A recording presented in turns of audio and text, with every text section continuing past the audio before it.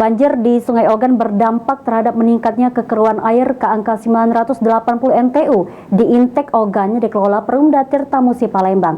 Akibat kondisi ini, pengurangan kapasitas produksi air bersih terpaksa dilakukan. Banjir di Sungai Ogan beberapa hari lalu nyatanya berdampak hingga ke kota Palembang.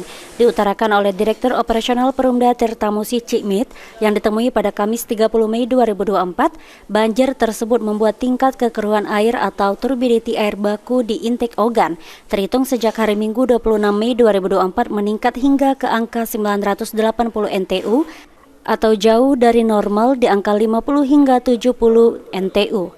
Akibat peningkatan NTU, Perumda Tirtamusi melakukan pengurangan kapasitas produksi di instalasi pengolahan air Ogan yang memiliki kapasitas 1.280 liter per detik atau LPD menjadi 1.150 LPD.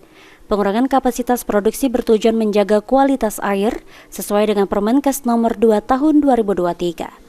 Ditambahkan Cikmit, akibat pengurangan produksi di IPA Ogan, pihak Perumda Tirtamusi meminta maaf lantaran pendistribusian air dan kualitas air akan mengalami sedikit penurunan ke beberapa daerah, seperti Kecamatan Seberang Ulu 1, Kartapati, Seberang Ulu 2, Pelaju, dan Jakabaring. Jika debit air di Sungai Ogan sudah kembali normal, diperkirakan kondisi air akan kembali normal dalam waktu 7 hingga 10 hari ke depan. Biasanya hanya 70 NTU, itu NTU itu satuannya. Nah, tiba-tiba pada tanggal 26 kemarin langsung naik drastis menjadi 980.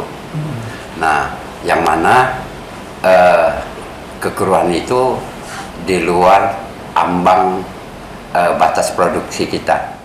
Sandi Pratama, PAL TV.